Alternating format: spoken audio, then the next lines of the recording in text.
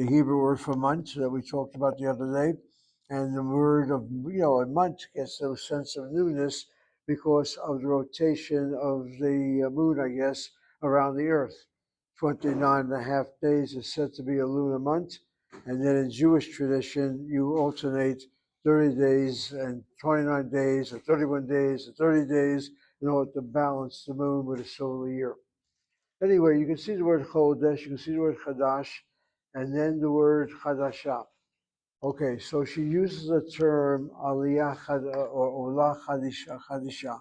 The word Olah would be one who makes immigration to Israel, a new immigrant. And instead of using the word Chadashah, the word I saw on my Facebook is Chadisha. Where she picked up the word, or where whoever wrote this ad picked up the word Chadisha, I don't know. But it's very clear that it has the chet, the dalet, and the shin. On the other hand, the word Hadash is your word in Hebrew, and you know now enough Hebrew to tell me the following. If Hadash is masculine singular, the feminine adds a kamatse. A kamatse syllable at the end is a sign of a feminine gender in the singular. This kamatz is now one place removed from the accent. This kamatz is two places removed from the accent, reduces to a shvana, since the chet cannot take a shvana in its place, the chatapata. So the feminine singular of chadash is chadasha, not hadisha. And then the other phrase I notice, she says, I am a shomer Shabbat. The shomer Shabbat is what Baruch and what Yirmiyahu and what Ze'ev would say. That's masculine singular. The feminine should be shomeret Shabbat. So they have by her a shomer Shabbat. And she have by her the phrase shomer kashrut. It's interesting that they're using now the term Shabbat together with kashrut to be clean words to identify a religious person. The Shabbat and kashrut go together now. But the phraseology that caught me is the word shomer Shabbat and shomer kashrut when it refers to a female. It should be shomeret Shabbat and shomeret kashrut. But then again, Hannah and I are going to have to understand that in Israeli Hebrew right now, they may get rid of the gender and just one word is used as both male and female. Or better, I may well be in your appearance a male, but I'm really a female. So I'm going to use that word shomer, even though I look female to you. I don't know what's behind this. All I know is that this is something I'm getting on my Facebook right now. It apparently deals with young people looking for mates, as if I need to have it on my Facebook. I am married. I don't need ads like that. But it's interesting for people like Baruch and Yirmiyahu to check out my Facebook, and possibly you'll see that ad there. Now, this is a Afro-American Aliyah, an Olah Chadashah, an Orthodox Jewish woman who believes in Torah, who does mitzvot, and she makes sure that if you're interested in meeting her, because it's an ad to meet her, she's very attractive. Know one thing, she keeps Torah, she keeps mitzvot, and she expects you to do the same thing. What's she looking for love? Yeah, well, basically, Baruch, she's an excellent candidate for you. The one problem is her. Wait a minute. Her profession. She happens to be in martial arts, and she works out in the gymnasium. Wait a minute. So if you're interested in her, you'll be discussing Torah, lifting up weights, this and that. That's it. It's very important to read stuff like that because Hasidic women, because she loves the Hasidic community, by the way. She's not Hasidic by any stretch of any imagination, but she enjoys that type of community. They need that stuff because normally the women are very humble, but she works with physical weights, etc., and that's the advertisement. She also is a divorced woman, but she has a child. She's been converted by the Rabbinate of Israel, which means her orthodoxy is very strong, and that's what I saw today. Anyway, people, we're back to our Hebrew class, and let me just give you my sense of the calendar. The calendar, the Hebrew word for calendar, you know that word by now is the word luach, And again, anything you see, I would like you to think a little bit about the gender, etc. That word luach has a stolen patach anitachet. So if you were to break it into syllabication, it'll be the consonant lamed, the vowel would be the shurk, the last letter would be the chet, and then you add a special phrase saying that the patach is really not a vowel, it's a slide from the frontal sound to the last letter laryngeal, and that's what we have there. Anyway, luach is the singular, and the plural of that word luach happens to be luchot. Here's a good example of words of Hebrew where the gender and the singular do not determine, at least in appearance, the form in the plural. So what you're saying is that calendar means the same as Lubot? Yeah. I'm going to get to that in a second. Okay. I just want to make sure you understand it. There are words in Hebrew where the singular and plural appear to be of two different genders. When you see words like that, you will always follow the gender of the singular. So the word luach looks masculine, and the word luchot is treated as a masculine word. And to reverse it, you take the word shana. Shana looks very feminine. The word is treated as feminine. Shana tova, we say. And then the plural of the word, even though it looks like a masculine plural, shanim, the word is treated as feminine. You say shanim tovot, you don't say shanim tovim.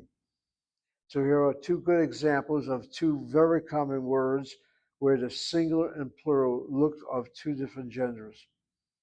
The word luach means calendar. The word luach is a tablet. And I'm using the word luach now as a calendar. I looked at our school calendar. We have today a class. Thursday, I definitely want you all to be here because we're going to be filling out a questionnaire at the last hour.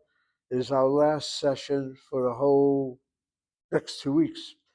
Next week, there are classes at Valley College, but next Tuesday, where we could have a class, is called Farmland Holiday.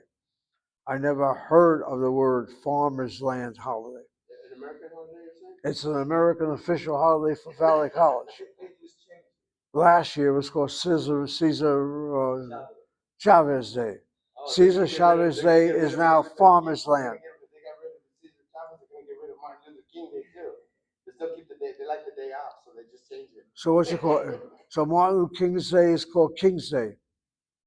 No, it's called Martin Luther King's Day. No. Why they changed Cesar Chavez to Farmer Land Day, I don't know why. All I know is it's not on a Monday, it's not on Friday, it's next Tuesday. Because of the scandal right now. They say because of what? He's accused of pedophilia. He's been accused of pedophile. All last week he's on news.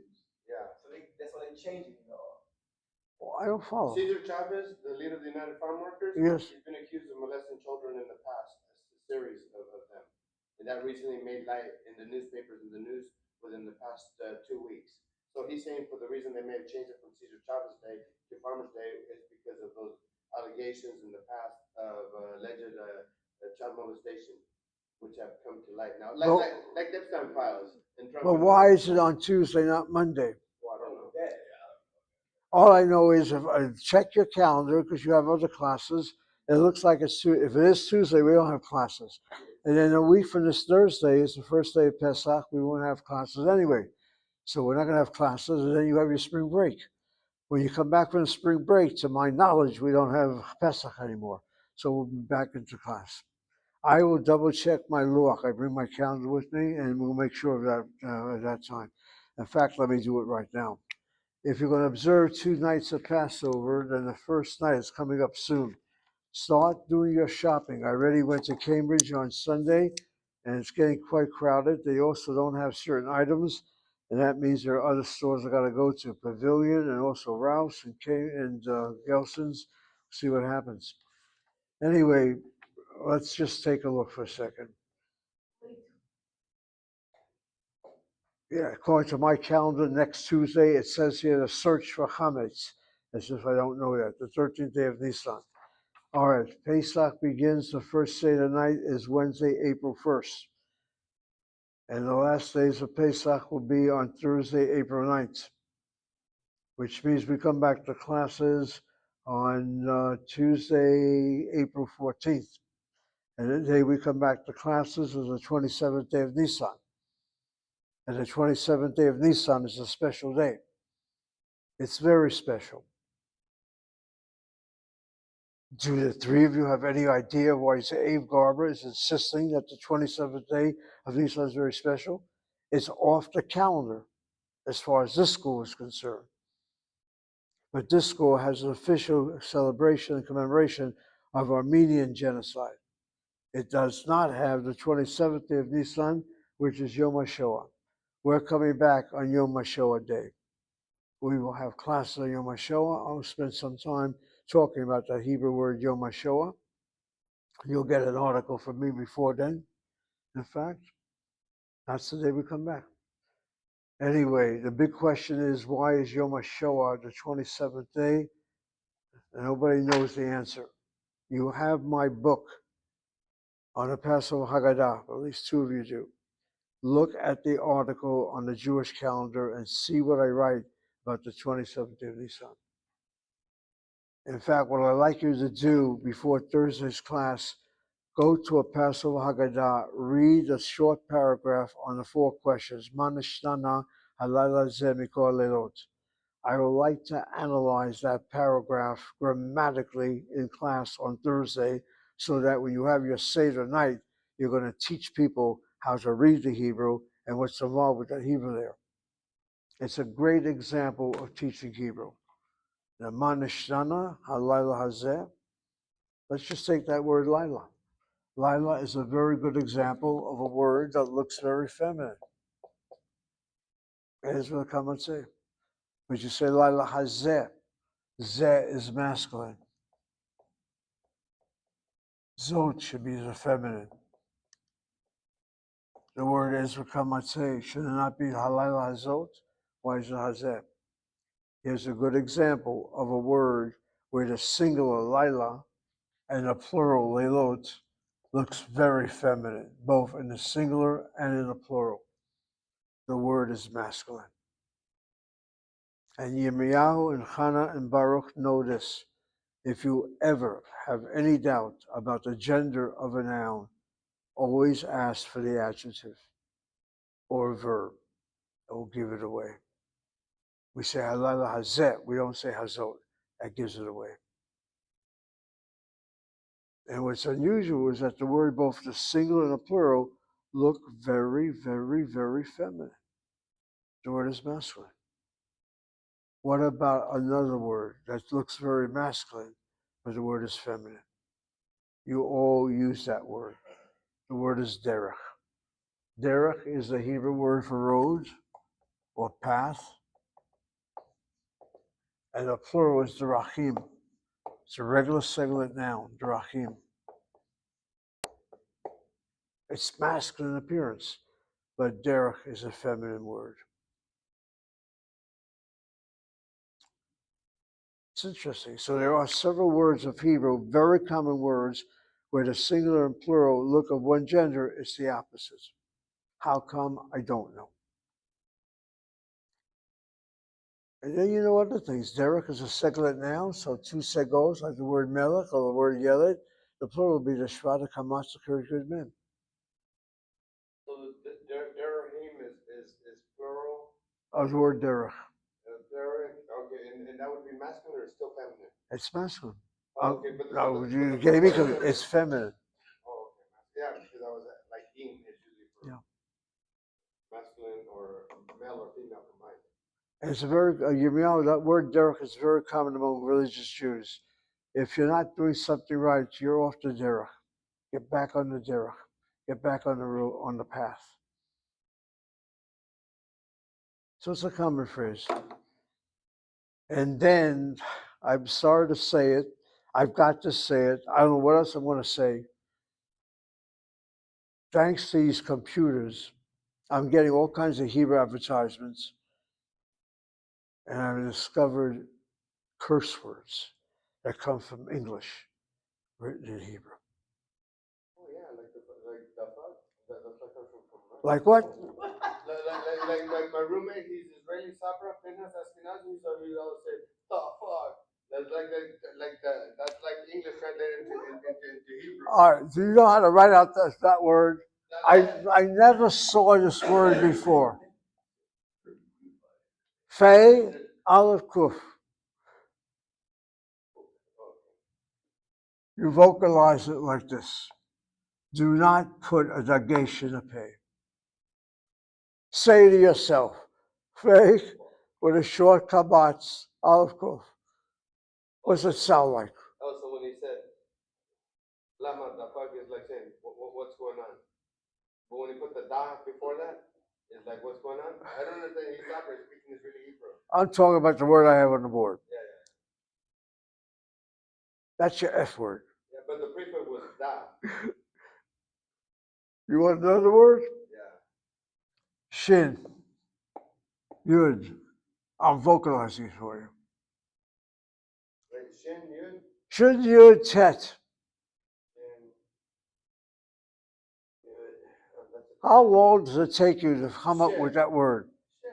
Okay, that's right.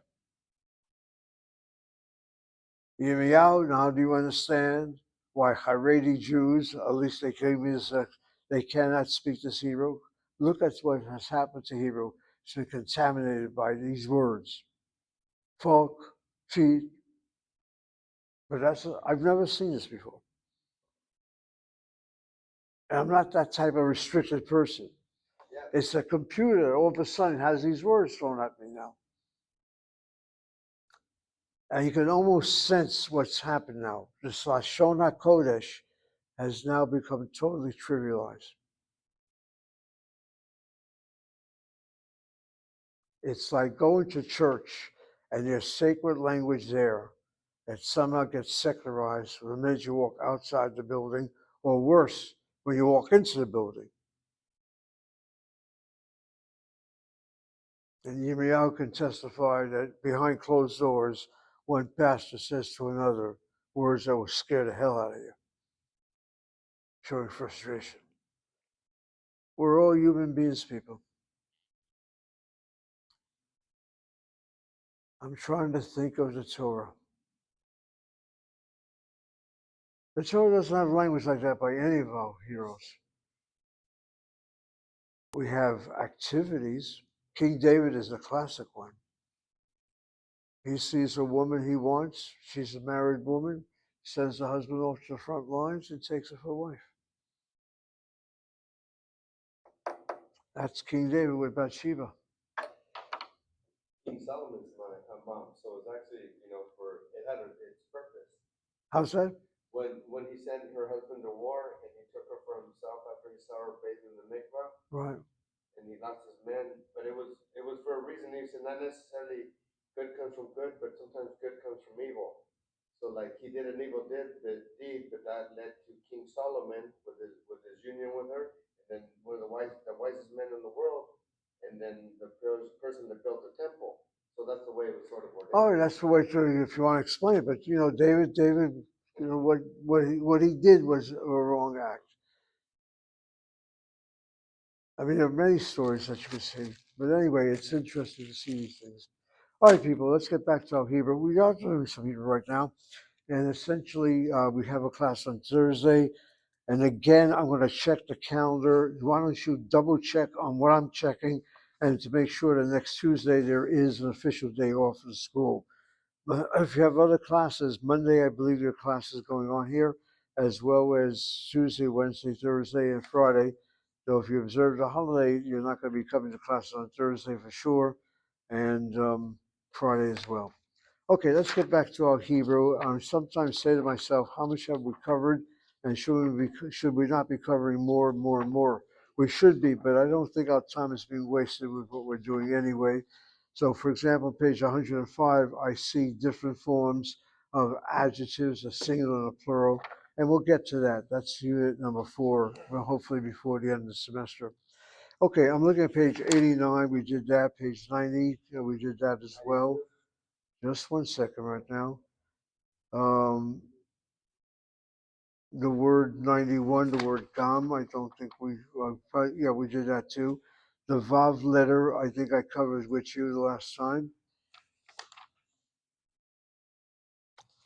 Am I right? We covered the vav. We covered the bakal letter, the hey letter, and also the vav pointing. And now I'm looking at the word, the particle et. Okay, I'm looking at page 95. which Edna Coffin introduces a section called the particle et of the direct object. Okay, what is meant by that et? First of all, the word et doesn't have a English word to translate it. And we've seen this phenomenon already. There are some very basic English particles which do not translate in Hebrew. The word a or an to identify an indefinite article, and what's called the indefinite article. So the word a boy is not used in Hebrew. We just simply say boy. A girl, we don't say a girl. We just say the word yalda, girl. But English has a or an if it's indefinite. Hebrew has the word, so does English. Now, Hebrew has a particle called direct object particle. That direct object particle is the word etz, spelled as you see it on the board. And I guess the point I'm going to make right now, it is a very frequent phenomenon to use that form, whereas English doesn't have its equivalent. So how would I recognize when to use et in Hebrew if there's no English word that translates it? You got to now think grammatically in English. If you have a sentence, your normal sentence for our purposes will have a subject, will have a verb, and then an object that follows. If the object that follows has a THE in front of it, then the object is definite. If the object that follows does not have a THE in front of it, then it's an indefinite object. Hebrew for the definite object will be preceded by the word et. Et is a direct particle, as she calls it. She refers to it as a direct, well, she writes direct object, or the particle as she writes. So direct particle or direct object marker is the et word. We're not going into complicated sentences, just very simple sentences, so you're able to pick this up, and then it gets more complicated later. Let me just add one additional phrase. If your object of a sentence is a personal name, I see a woman, I see Hannah. I see a woman, ani ro'eh isha. I see Hannah, ani ro'eh et Hannah. How come you're using et? Because Hannah is a proper name, is a definite person, it's not anybody, and that's how you see a proper name. A proper name is something definite. So always use et before you have a proper name.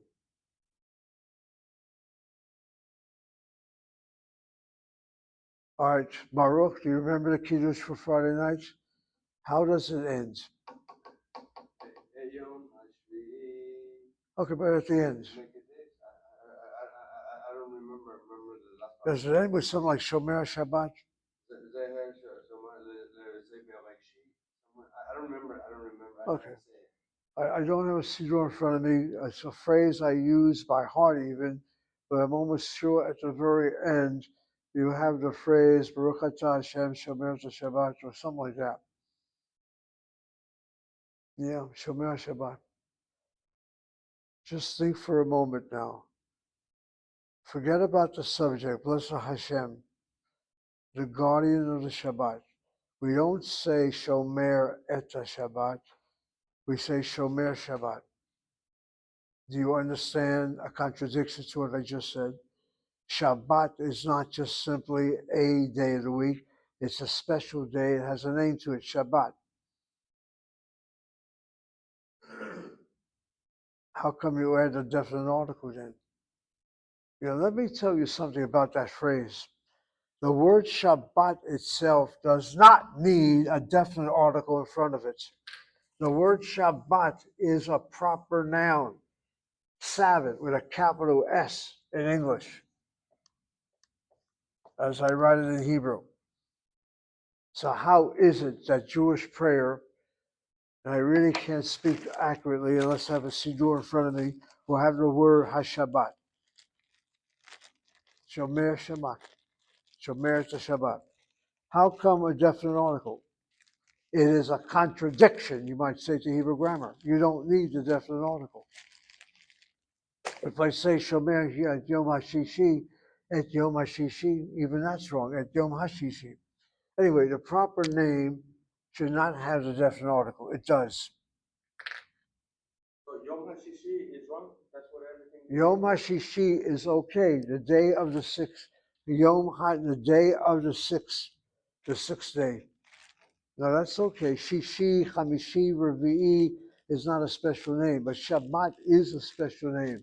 So you don't have to say HaShabbat, but it is say that way, HaShabbat. But I guess my point now is what seems to be one contradiction, HaShabbat, and then the phrase Et HaShabbat is not found, Shomer HaShabbat. That phrase Et, sign of direct object that's definite,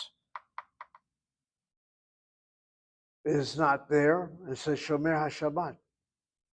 And that Hey does not belong in front of Shabbat. The Shabbat is a proper noun. So how do you resolve it? It's part of liturgy. Once something becomes part of liturgy, part of the tefillot, once something is vocalized in the Torah somehow, this way, you leave it alone. It's part of the mystery. On Thursday, I'll bring a Siddur. Let me double check everything. If you want, I'll bring one. Oh, you can bring one. All right, I want to make sure we get this all down. That et word will be used before proper noun. The et word is used if your direct object has the definite article. And even if you don't have the hey in front of Shabbat, et Shabbat, it should be if that's what I'm saying is part of Hebrew grammar. How interesting. And it's over that Shabbat word that seems to be a controversy. And if you don't mind me saying it, we Christians have a similar problem. Christians now are going through a problem whether to keep the seventh-day Shabbat. And the more they get biblically oriented, the more they're insisting that's what they have to be doing now. And I'm not talking Charlie Kirk alone. Once you have Jesus keeping Shabbat, then that's all you need to do. And he did keep Shabbat. Yes, he did. He didn't keep Sunday, he kept Shabbat. Yes, he did. He kept it in a way that would probably embarrass most Jews. He probably kept it very strictly. I don't know. I'm just suggesting. Okay, let me get back to this thing again. So that's how we have to use that word et. And let me make sure we have this here. Okay, I want to read her English to you. In Hebrew, Edna writes, there's a special particle, the aleph and tav. Let me stop with that. That special particle has the first letter and has the last letter of the Hebrew alphabet. Is it a coincidence that that et word, which doesn't exist in English for our purposes, but does in Hebrew, has both the alpha and the omega, the first and the last? Is there anything connected with that? I doubt it. It's just an interesting observation. Okay, the particle aleph tav, which links the verb of the sentence with a definite direct object if you have a definite direct object in the sentence. Are you all following that? Direct object is the end of that sentence, and direct means it has a definite article in front of it, or it's a proper noun. She then continues, verbal sentences include two basic components. A subject, which is most often a noun or a pronoun. A pronoun are the words I, you, he, she, they. That's a pronoun. A noun is the word man, woman, teacher, president, whatever. And then a predicate, which consists of a verb. A predicate is the verb, a predicate verb, we would say. So in Hebrew, it's called nosei. In this case, ha'ish, the man. And the verb of the sentence is called a nasu. And you have, in this case, ha'ish koreh, the man reads. Let me stop here a moment. That word nosei and the word nasu. This is something you'll learn further as we get into Hebrew. Go back to your pei ayin lamed. Whenever you talk about verbs, always have those three letters involved.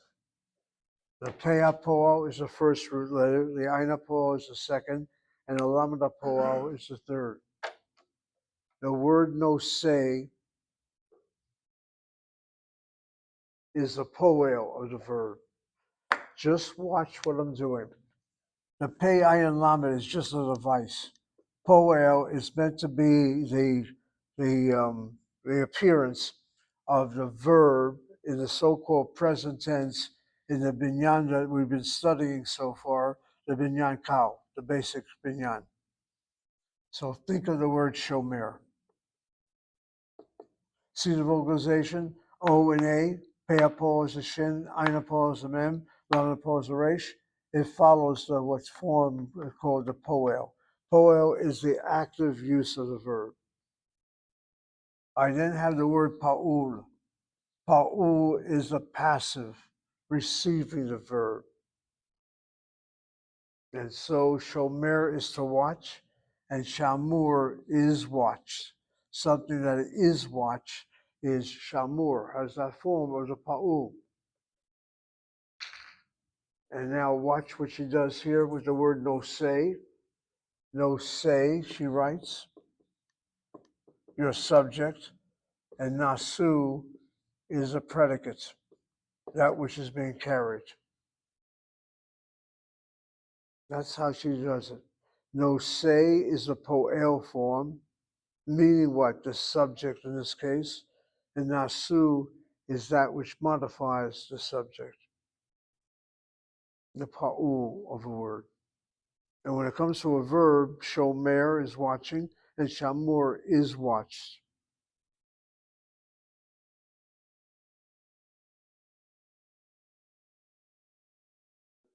I'm thinking of the phrase matzah shmura. The matzah that's watched over.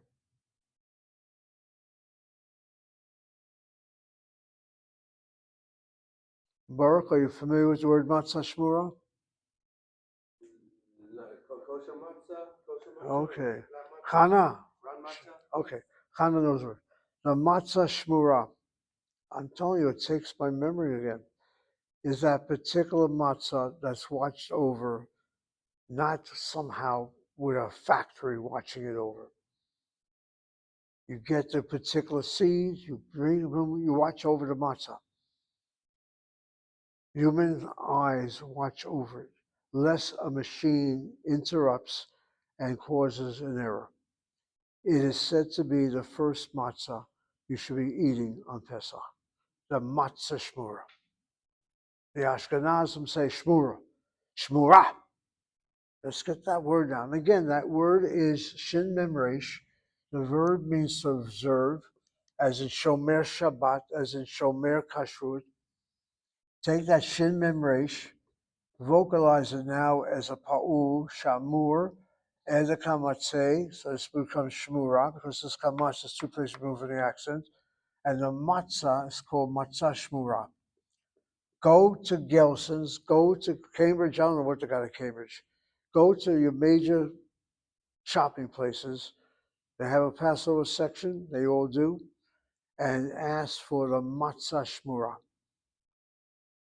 What makes matzah shmura so hard for many people is the amount of money you have to pay for it. $20 a box. Don't spend it. You need matzah shmura, I'll get you matzah shmura. It's very expensive. But that's the matzah that observant people would like to eat because it's a matzah that's not been tainted at all. The others are manufactured, you might say. A good example of the pa'ul form, the matzah that is being watched from the moment you put it into the ground, seed, wash it, whatever, bake it, etc., etc. And when you look at it, it looks very crumbled. If you look at a regular matzah, it looks very proper. Regular matzahs, Yirmiyahu, are made with machines. Everything looks nice. Matzah shmura, throw your machine away. Everything's by hand. So it's going to be crumbled a little bit. On the other hand, if you want to be biblical about it, the Israelites and the group that joins them, the Erev, they walked out of Egypt with some kind of nice restaurant food. They're on a rush somewhere. So everything's going to be crumbled anyway. And what's interesting, and I ain't going to test you, Emil, to participate legally for a non-Jew in the Passover Seder, you have to have one sign that's in your flesh. Circumcision. It's interesting. You can almost see where Passover becomes a very necessary act for many of the Jews who are Jews by choice, and these acts has to be done before Passover. All right, so she has the word nosei nasu. And let me just say something else. That root of that word nosei, the subject here, and nasu, the predicate. Any word that has the nun, the sin, and the aleph, this is a sin letter. See what I did? I purposely marked it as a sin. Normally when I write a shin, I don't bother to indicate the shin marker. Any word that has a nun, sin, aleph means to carry. Carry. And there are nouns which follow the pattern of the pa'il, which deal with words that receive the action. So the President of the United States of America is called a nasi. Get down a word that's very controversial right now. And boy, it's getting more controversial with America and Iran. A nasi is a president. The word president is one who is carried into office. Are you aware that a president does not elect himself? He's carried by the vote of the people. 1 minute now. The other word that's going to shock you is that word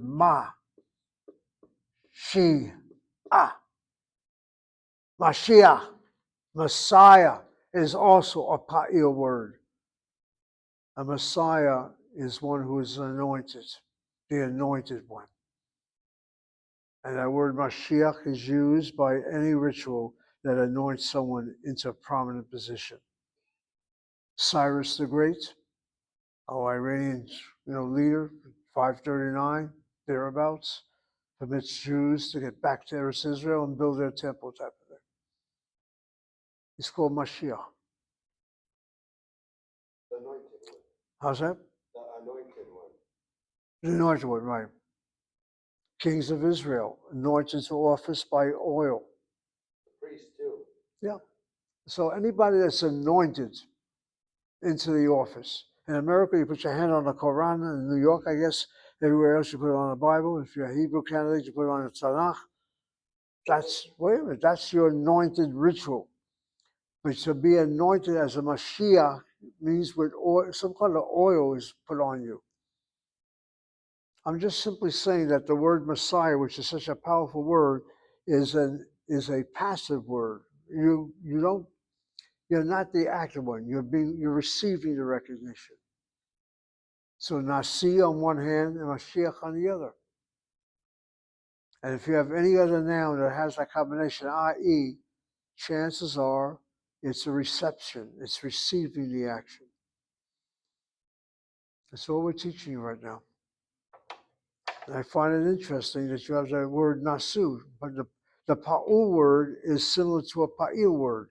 It's a reception, it's receiving the action, not doing the action. Whereas a po'el is one who does action. In this case here, the subject of a sentence, Haish. All right, let's look at the sentences now.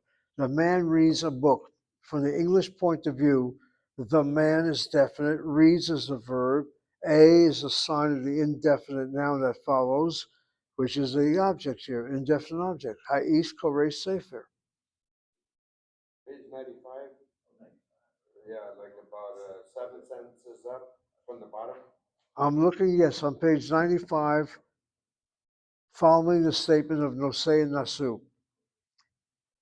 Notice what she writes. When a predicate verb is a verb of action, because as a predicate verb, it can be followed by a direct object. So Haish koreh sefer, direct, the man reads a book.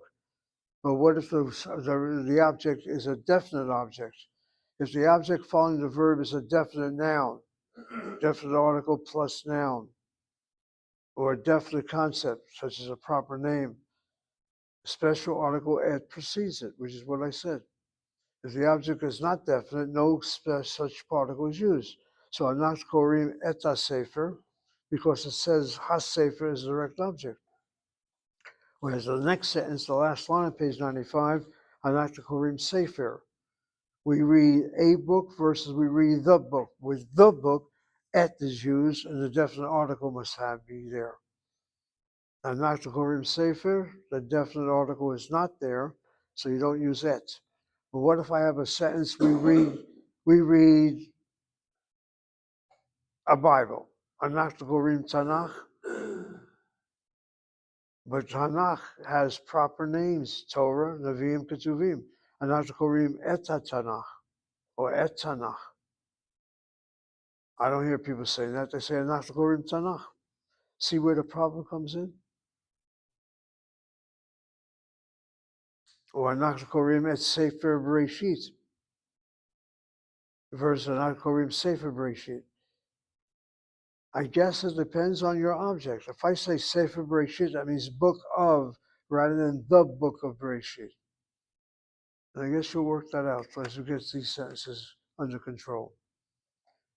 All right, what about the next page? In Hebrew, names of languages and subjects of study are considered indefinite. In English, languages have a capital letter, so you think it's a definite article. A definite noun, and therefore she uses the word et. Urikotev, she doesn't write et anglit. She writes Urikotev anglit. Rina yodat ivrit. And then the next sentence doesn't have something that's a capital letter, Nani lo made historia. So what is she getting at? She's telling us that the word et, you would expect it to be before a proper noun. And in the English language, we use capital letters to identify languages. It's because in English, ladies and gentlemen, a language is a noun. In Hebrew, language is an adjective. Would you please add that? When we say names of languages in Hebrew, we're not saying the noun, we're saying an adjective. We're saying an adjective. We're saying an adjective. Is that so? Yep, go back a few weeks ago. Let's take the word Ivri. I'm going to now write it on a board, have this as part of a little chart that you can consult. The word Hebrew. Hebrew as a noun. Hebrew as a subject. Hebrew as an adjective. In all cases, the same word is used, Hebrew. Ivri by itself. This is masculine singular, both the noun, a Hebrew, and an adjective, Hebrew. Ani Ivri, I am a Hebrew. Ani Koreh Sefer Ivri, I read a Hebrew book. That word Ivri in my second sentence is used as an adjective. So Ivri by itself is both an adjective, a descriptive word, and a subject, a noun. What about the feminine? The feminine has two words. One is the word Ivrit, or let's put down Ivriya.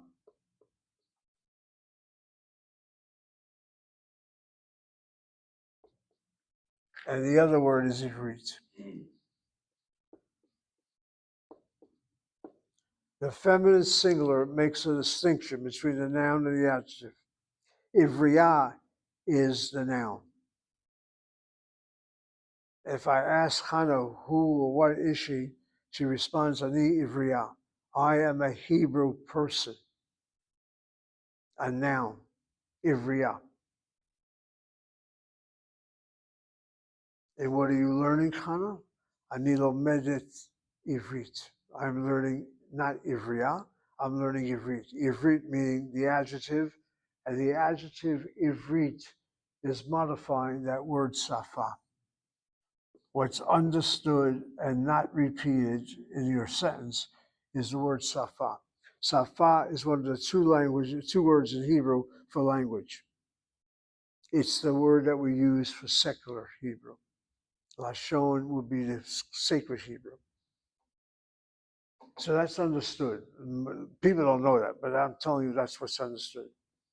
So the word Ivrit is the feminine adjective to modify that noun safa, which is not written out. So what's interesting, the masculine singular is both noun and adjective.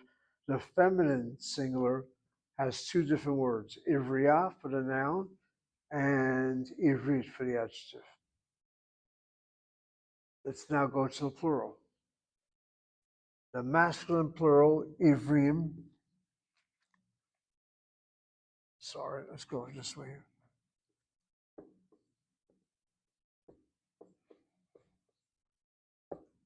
Ivriim.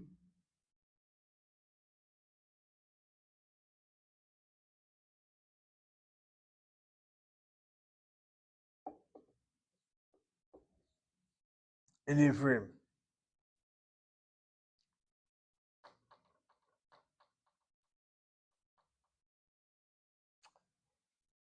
Okay, Ivrim and Ivriim. Is that a double yud on the first one? Yes. Yes. I'm just thinking for a moment now. Ivriim. All right, Ivrim is probably the noun. Ivrim. And the adjective is Ivriim. Yeah, that's it. Okay, the noun is Ivriim. If Ivri is a noun and adjective, then Ivri as a noun plural is Ivrim.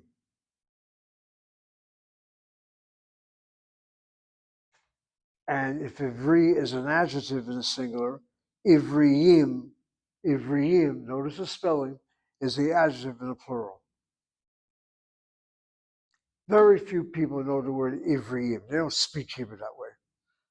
They say Ivrim, but Ivrim is only the noun in the plural.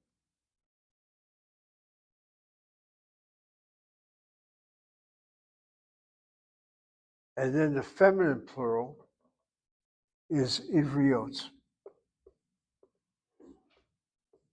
which is both noun and adjective. Ivriot is one word. That's both the noun, Hebrews, feminine plural, only women, and Ivriot is a feminine plural adjective, feminine plural adjective. Noun and adjective. So let's understand this. When it comes to these words, noun and adjective, the masculine singular is both noun and adjective, and its plural are two different words. The feminine singular are two different words, and its plural is one word.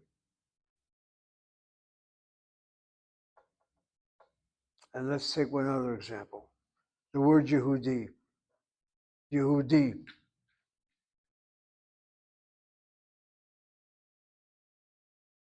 I was going to write it underneath it. Let's hope we just see it this way. A Yehudi is both Jewish as an adjective and as a noun, masculine singular, Yehudi. In the case of a female, try to think ahead of me now, Yehudiya.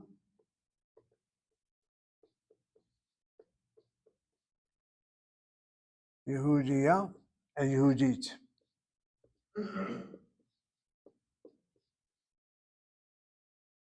Yehudiya is the noun, and Yehudit is a feminine singular adjective.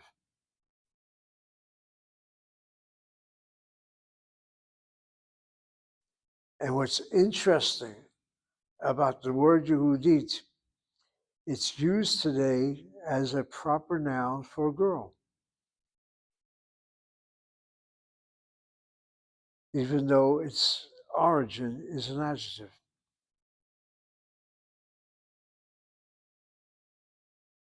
The only thing I can think of is a baby is born, it's female. So how are you going to call that baby? So the adjective that's used, the Jewish one, Yehudit. But Yehudit, as a name of a person, takes on like a noun, doesn't it? It's not like an adjective. But the word itself is an adjective. So how would you say Jewish self-defense? Yehudit Hagana Atzmi? How do you say what? Jewish self-defense? Like, say, Yehudit Hagana Atzmit? Atzmi will be self, all right. What about Magen? The Israeli Defense Force is called Tzava Haganah Israel. No, that's another martial art that I What heard. about like JDL? Well, I heard a martial art kind of Krav Maga, and they called it Yehudit Hagana Atzmit. Or would it be Yehudi Hagana Atzmit, or would it be Yehudi? If the word Yehudi, if it's meant to modify the word Haganah, then it will have to be. Well, I haven't gotten there yet. Or have already. Then it will have to be Yehudit. Haganah Yehudit. Atzmit? And Atzmit. So it would be Yehudi Yutav. Hagana Atzmit. With a tav at the end, yes, Atzmit. If you're modifying the word Haganah. I'll get to your statement. Let me first finish this. Okay, Yehudi is both adjective and noun. Yehudiya is the noun, a Jewish person, it's female, and Yehudit is the adjective. All right, as we get to the plurals now. Yehudim,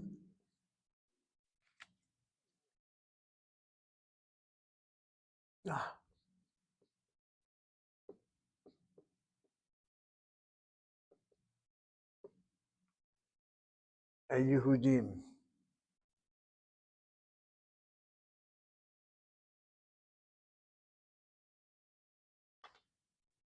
Ivrim is the noun, Yehudim would be the noun. Yehudiyim is the word Jewish as a plural, masculine plural, Yehudim versus Yehudim. So the second one, Yehudim, would be, first one is masculine plural, the second one is? The first one is the adjective, Yehudim. The second one is the noun, Yehudim. This is for the masculine plural now. Keep in mind that the masculine plurals have two forms. The feminine singular has two forms. One the adjective, one the noun. And then as far as the singular word for the feminine noun and adjective in the plural is Yehudiot.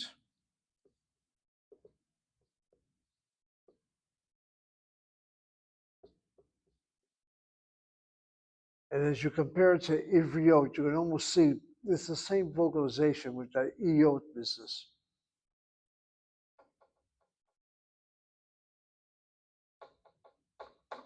So who are you keeping company with? Bachur Yehudi? That's your adjective, Yehudi. But then again, Yehudi can be Jewish as a noun as well as an adjective.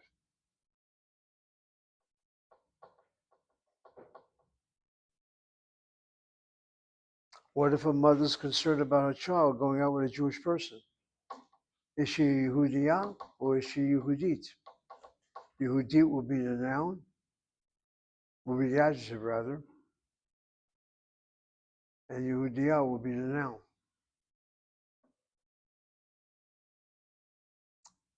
Yeah, the language is used interchangeably, I'm sure, but basically the point that Edna's saying here, that when it comes to languages, you don't use the word et because English can be a little misdirected for you. In English, we use capital letters for the adjective. In Hebrew language, capital letters, for a noun. In Hebrew, languages are not seen as nouns, they're adjectives. So Anglit, for example, in Ivrit, are what? The feminine adjective form. Ivriat would be the noun, feminine singular. Ivrit is the adjective. Yehudit is the adjective. So before the adjective, you don't put the definite article. That's what she's trying to say. She's saying it in her way. And then the word historia, that hey of the word historia, is not meant to be the definite article hey. It's just a spelling of a borrowed word history into Hebrew. Furthermore, you know the definite article by now. The definite article normally has the pointing not of a chirik under it, but a patah. And this word is historia, with a chirik, not with a patah. Next examples. Proper names of people and names of places are considered definite. Why so? Because it's something specific. In Hebrew, when they function as direct objects, the particle et must be inserted before them. Anachnu ro'im et Uri. Anachnu ro'im et Yerushalayim. You don't say et ha'Uri, you don't say et ha'Yerushalayim, because by the word itself is a proper noun. So you don't repeat it by making it definite with a hey letter in front of it. Okay.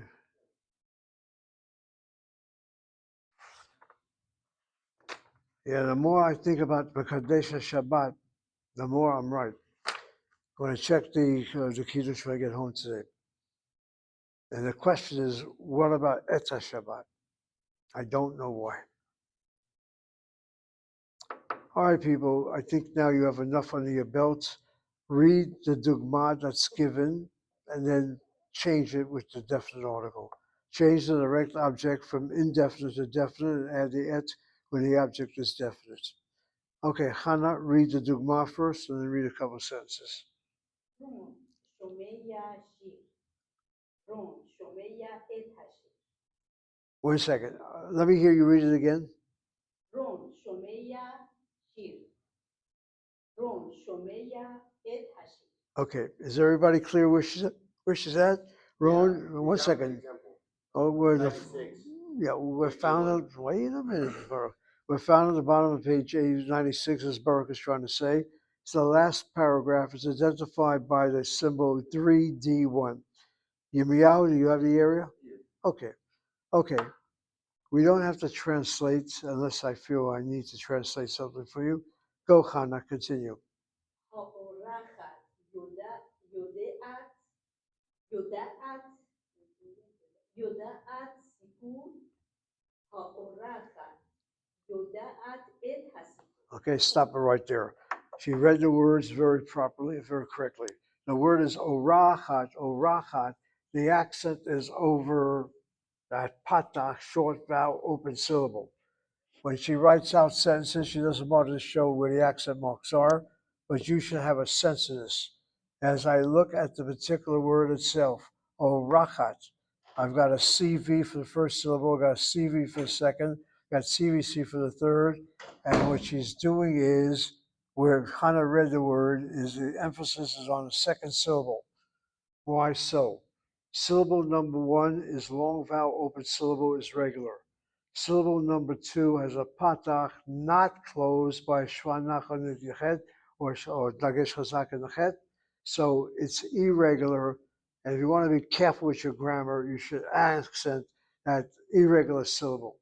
So she read it as ora, ora, not orachat, but orachat. The last syllable, CVC, short vowel patach, closed syllable, is regular.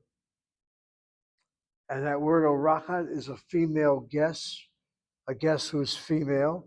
Oreach is a masculine singular. And notice the spelling of oreach is with the stolen patach. And then we had a word we already taught you before, the word arucha. Arucha is a meal. Arucha. But a meal that has the three letters that deals with somebody who's invited, a guest. Isn't that interesting? We refer to breakfast as Aruchat Boker. Take that word Arucha, a meal. Put that word Arucha in the construct state, Aruchat, meal of. And then add the times of the day. Aruchat Boker is a morning meal. Aruchat Soharayim is a meal in the midday. Aruchat Erev is an evening meal. But all three words referring to a meal have the root letters of a guest. That's the ideal community. You sit down for breakfast, that kitchen door should not be locked. Somebody knocks. You don't go to the door, Baruch, who the hell are you? Get out of here. In this day and age, you got to make sure you got your cameras while watching. Who is knocking? In the ideal society, that door is open. You're hungry? Come inside. Read the first paragraph of the Haggadah. You've got the commitment. All who are hungry, come inside. You're not going to understand it. It's in Aramaic. Your English better have something like that. That is why Yirmiyahu, the most festive of all holidays by Jews, is Passover. Everybody, anybody can come bouncing in. And they enjoy sitting down, schmoozing, whatever you're doing on Passover. That's the ideal society, people. Whenever it will be, I don't know. That's why you got to see my tape. Hannah, I sent you a link to a tape on Amalek, which I gave. You got to see it. There's a section there that comes on very, very strong. And there are people already talking about it. There are over 200 people who have seen the tape already. Yeah, Amalek all of a sudden has come alive, unfortunately. The irony is, Amalek is part of us. The last of the real Amalekites, they got smacked into our people. As far as Iran is concerned, if I take Megillat Esther Chana very seriously, and thousands upon thousands of Iranians back then are part of who we are now. And I would not be surprised if somebody from that group is the reason why we're winning in Iran. They're now part of us. And they don't forget what happened, and they're going to teach Iran something. I know, Baruch, it sounds strange, but that's how it works. You'd be surprised what I'm seeing on my camera. My wife gets these things. It's unbelievable. With Iraqi Jews involved now. At least one of them is a commentator. All right, people, I got to really concentrate on Hebrew. Okay, we got this down. Ha'orachat yoda'at sipur. That spelling of the word sipur is an example of what happens when you read Hebrew without vowels. I can't help but say this. That word sipur, when you write it with vocalization, it's written this way. Chirik katan, dagesh chazak and that pei. When you write without vowels to create the sound of the E, this is how it's spelled out. But don't let that yud letter give you the misconception that it's a long chirik. It's a short chirik closed by dagesh chazak. But that yud is put in when you read Hebrew without vowels. If this were truly a long chirik, then you should read the word as sifur, not sipur. You read it as sipur, that implies a long vowel is being closed. Long vowel should not be closed. So it's really a short chirik. Hannah, continue.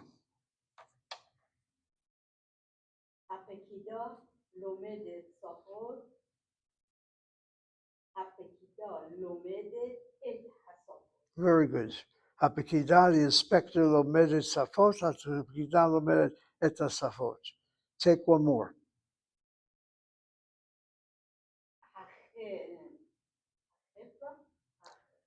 Okay, the word, Again? החברה That's right. כותבת ספר, החברה כותבת את הספר. It's a sefer. Very good. The word is chavera. Again, it may be a word that you're seeing for the first time. So let me just write down that word. Let me go over the vocalization a little bit, and you'll see how much you now know. The word chaver is the masculine singular. Chaver. That kamatz, as we told you, if it's a medial kamatz, which it normally is, it can either be an open or closed syllable. If it's more than that, then it has to reduce to another vowel. This word chaver has two syllables. The first is CV, the second is CVC. This kamatz is one place removed from the accent. If this were a short kamatz, it has to be part of a closed syllable, unaccented. I now add the marker of the feminine singular. And this is what you see now. It looks like it has three syllables. 1, 2, 3. And that's why this kamatz is not going to be. The accent is now over the last syllable. This kamatz is two places removed, reduced to shvana. Chet cannot take a shvana, replace it with one of the chatafim, the chatapatach normally, and so it is chavira. Chavira. The only other point I'd like to say is that the medial tzere often attracts the accent. Not all the time. And here's a good example where it isn't attracting the accent.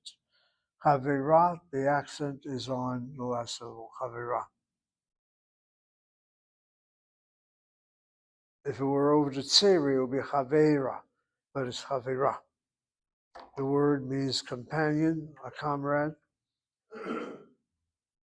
And the root of that word is combination, as in the word chibur, where you write a composition, combining things.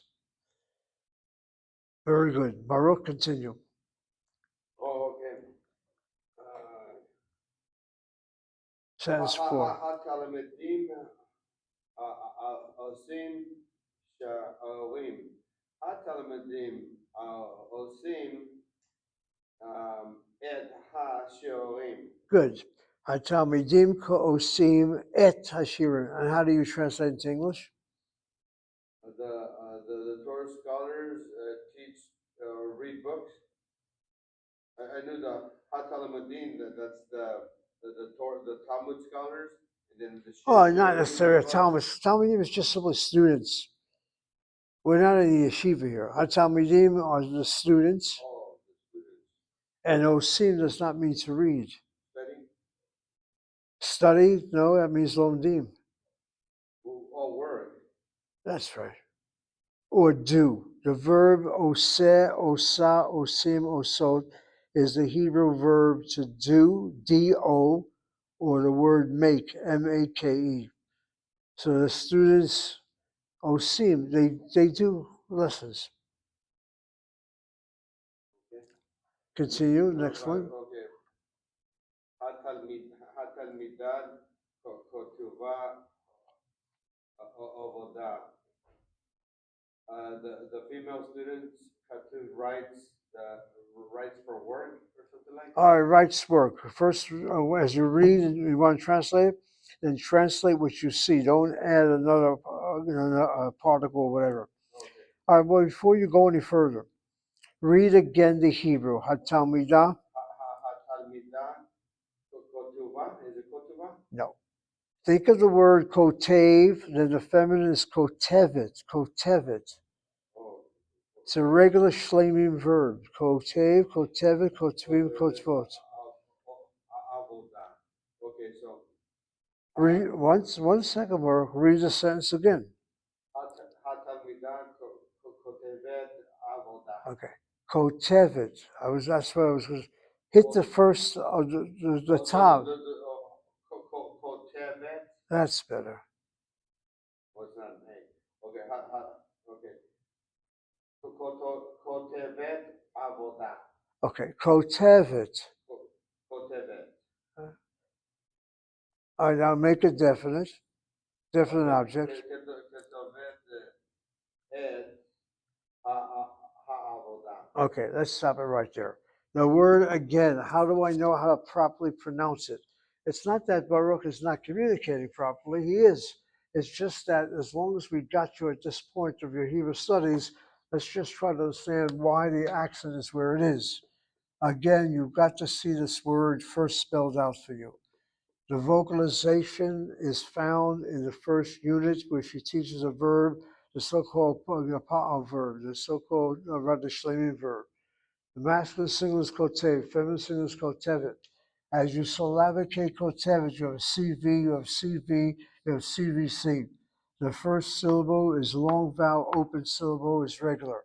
The second is a sego, short vowel, not closed by shvanach, not closed by dagesh chazak.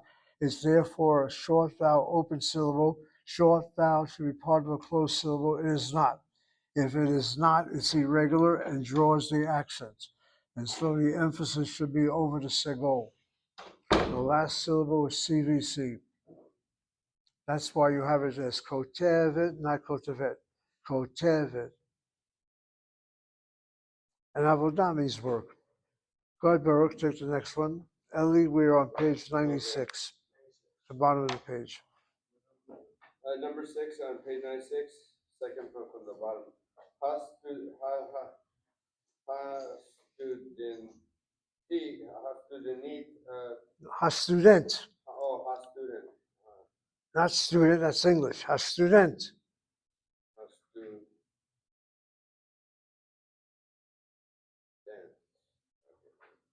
Hastudent. Shoma? What's that word? Or just think from, well, let's do it this way. Translate. Listen. Okay, the word listens. Okay, think of the word listens. The shorish is shin mem ayin. It's a blamed ayin verb, so it's shomei ah, shoma'at.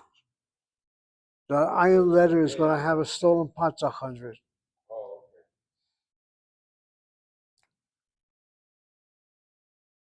okay. Okay. Student et shomeam sure. Sure?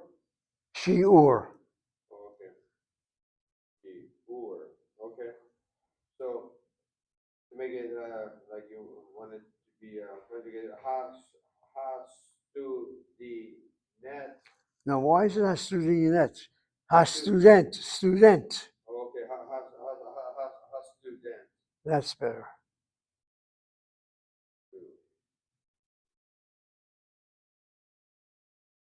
Student, okay. Shomeram et ha she'or. All right, the word is shiur, shiur. She'or. Okay. All right, before you go any further, I want to write down something on the board. I just want to check something first.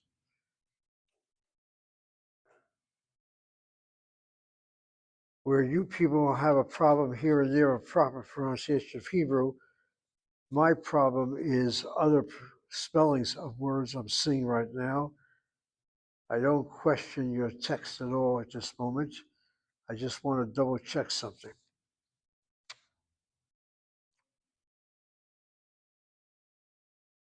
Yeah, I am right. Huh. All right, ladies and gentlemen, I am right. Look at that word shiur. The spelling of the word shiur, she spells it shin yud ayin vav resh. I can understand that spelling because you don't have a syllabication problem at all.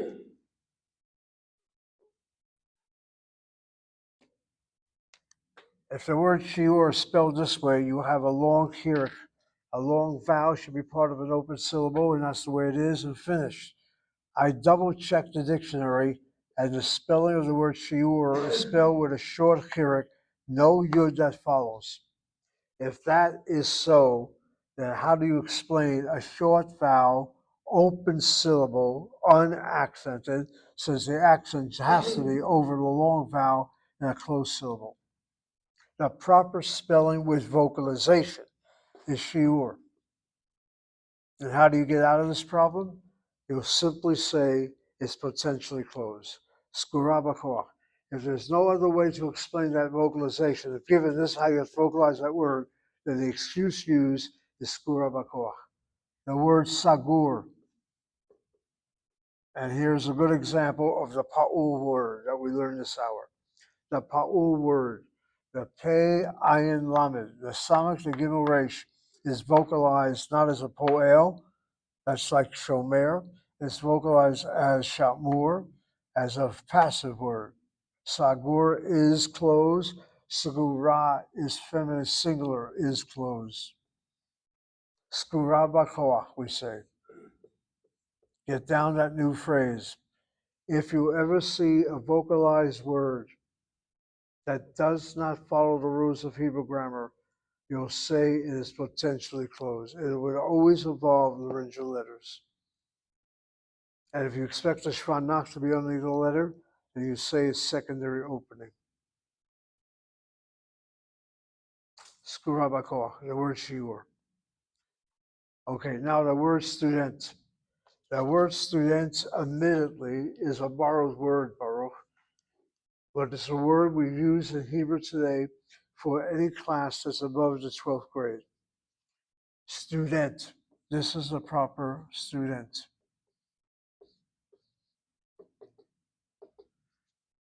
I'm going to double check my spelling right now.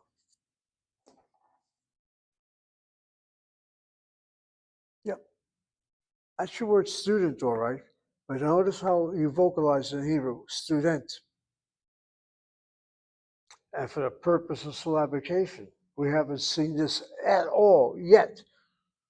If I were to syllabicate that word student, watch Garber's way of doing it. Start with your consonants. All syllabications are CV, CVC, CVCC, and then you have the CI in business, CV, CVCC, etc. Start with the samech, and the samech, a shvan needs the first letter, will always be a shvan now. Not a problem. The next letter is a dalet. The dalet letters are beka kefa letter. Beka kefa letters are not plosive if they follow a vowel, including a half vowel. That's why the dalet has no dagesh in it. So I write CI and C, and has a shirt that follows it. I say to myself, it's CI and CV. Is that going to be okay? I think so. A long vowel should always be part of an open syllable. So end your first syllable, CI and CV. Stu. Next syllable, the 10th letter has a sego under it, followed by the nun has a shva under it, followed by the dalet, and for the first time you'll sing a syllable, CVCC. This is rare. You can also argue it's only because it's a borrowed word. That's why. Probably. But it's possible to have a syllable in Hebrew, CVCC. And then keep in mind another characteristic of Hebrew. Last letters normally don't have a shvanach under them. The one exception is the final half. At least back in my day. And the reason why the final half has that little shvanach alongside of it is to somehow distinguish it from a final nun. Back in the day, the final half, the final nun, I'm told, were written almost identically the same.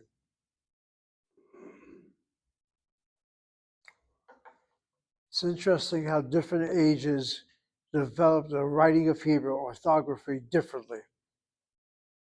I will tell you, if you look at the Dead Sea Scrolls, you'll be able to read them. The Hebrew looks okay. You read the Samaritan Pentateuch, you won't be able to read it at all. Dead Sea Scrolls are the oldest Torah scrolls we have. They look just like our Hebrew. So in the last 2,000 years, the writing of Hebrew kind of looks the same. But those letters are, they're thrown together because they didn't make separations. We separate the words. At least we try to. All right, Baruch, you're getting there. You're reading it slowly. Okay. And 1 second right now. I think that should do it for you. Yirmiyahu, we pick up with sentence number 7, page 96.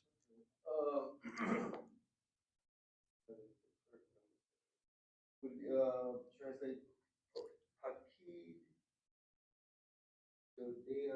Good.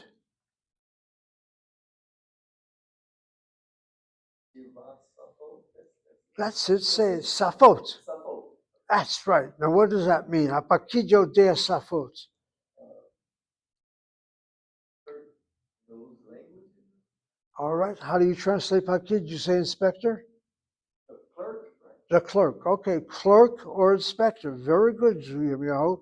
Pakid was translated, I believe, by Coffin as inspector or clerk. Hapakid, the clerk or inspector. Yodea is to know intimately. But then again, when it comes to facts, you use that word Yodea, as I bring out in that talk I gave. I hope you see the video, everybody. Safot, those languages. Okay, now make it the Pakid knows the languages.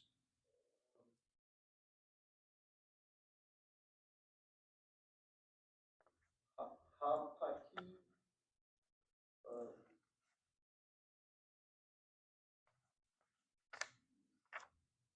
Go ahead. Yodea. That's right. You're repeating the verb, and now the languages.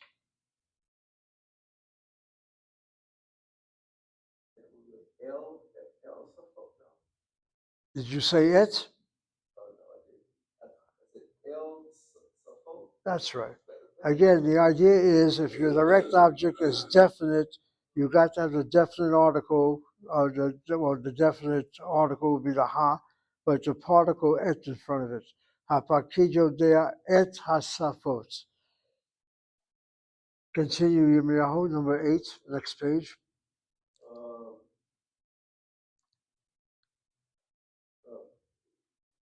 Rofe, right?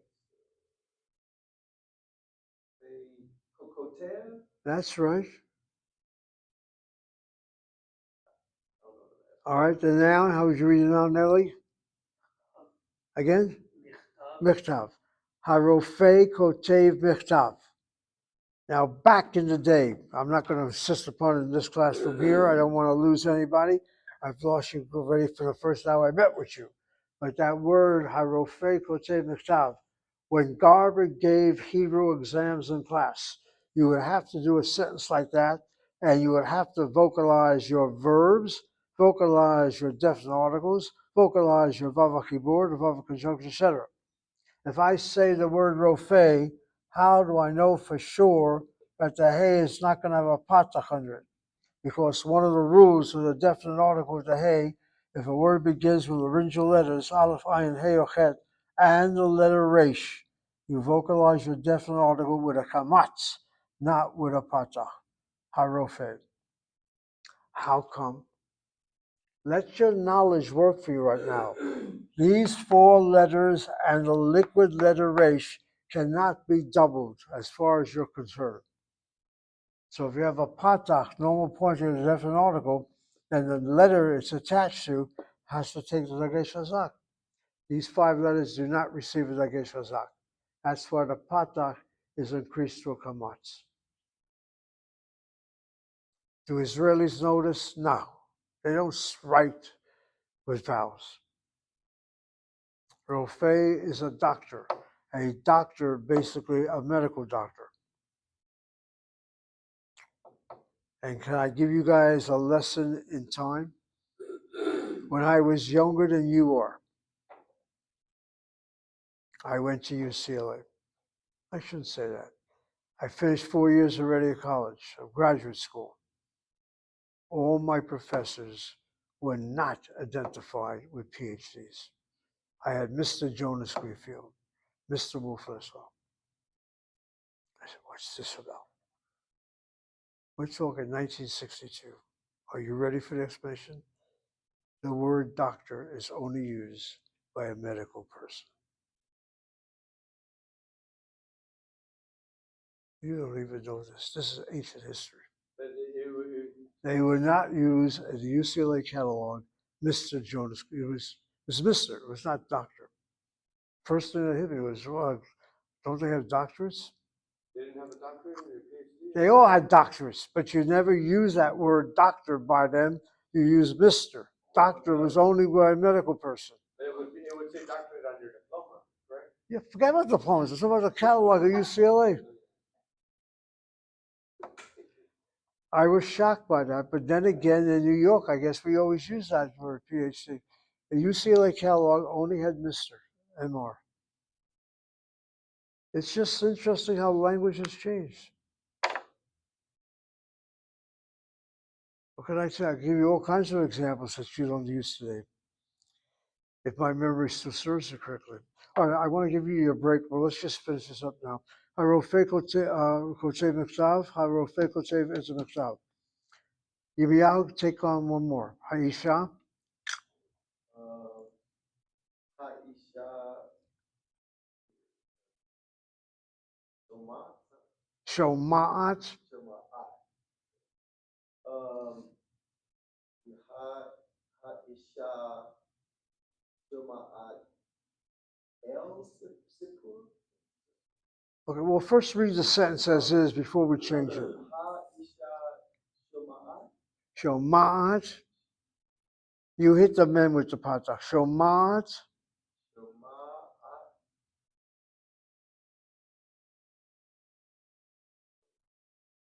Now, this word is the plural of the words for story.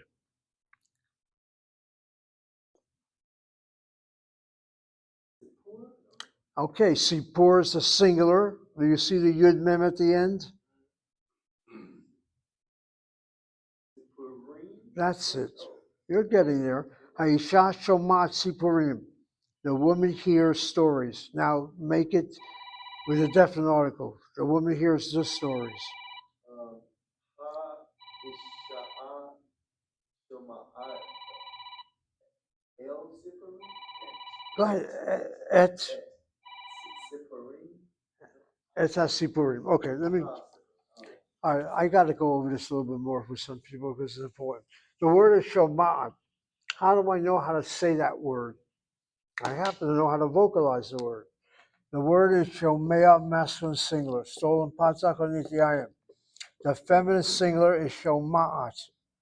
Shomaat. The segol underneath the mem and underneath the ayim of a regular shlemim verb become patzak because the last root letter laryngeal ayim. And then when you look at the slavication of CV, the second syllable is CV with a patak, short vowel, open syllable. Last syllable is regular, CVC. It's this patak that's irregular and therefore needs to be accented. It's not shoma'at, it's shoma'at, shoma'at. Okay, and then finally, and then the word sipurim is spelled again. That yud there is not really a long kirik. It's the writing without vowels to get the chirik sound underneath the samach, sipurim. Okay, Yirmiyahu, just finish it up now.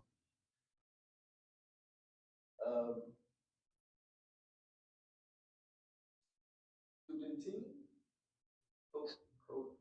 Hatalmidot, first of all. Sentence number 10. Yeah. Read that word again. Studentin. Talmidot. Oh, is that, I thought above 12th grade is student. That may well be, but that's the sentence she's giving us, so you read the sentence as is. Oh, okay. Don't substitute studentin for that. Okay. Talmidim. Talmidot. Talmidot.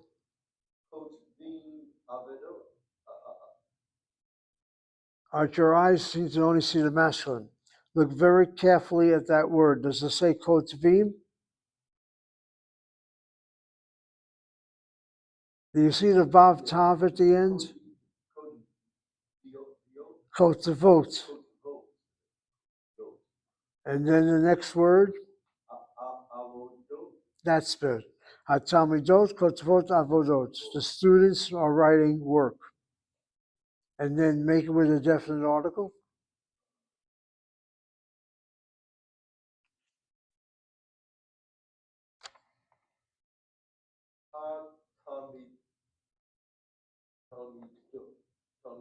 Talmidot.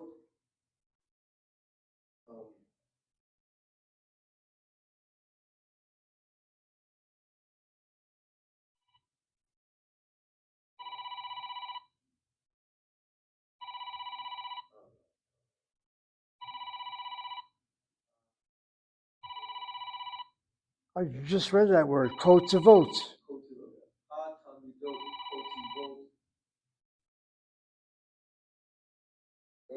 That's et havodot. Okay.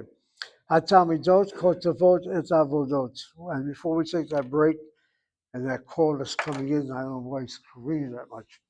Let me write out that word kotavot, and let me make an observation. The word properly spelled is this way. And when I tell you know some syllabication, you'll notice what I'm doing. CV is the first syllable. That second syllable has underneath the top a shvana. There's no need to close that first syllable with a long vowel. A long vowel should be part of an open syllable. So the second syllable is CINCVC. Kotivot. If this were truly a shvanach, then it would be kotvot. Every Israeli says kotvot. I would like you to speak a better Hebrew. Kotivot. When you see a shvanah and recognize it, say it as a shvanah. Kotivot, rather than kotvot. All right, people, we come back. We come back around 20 after. I want to finish up this unit and talk to you more about the next unit as well. All right, Ellie, we're not going to have classes next week, so that's all you need to know. Next Tuesday is a school holiday, and then next Thursday is Pesach already.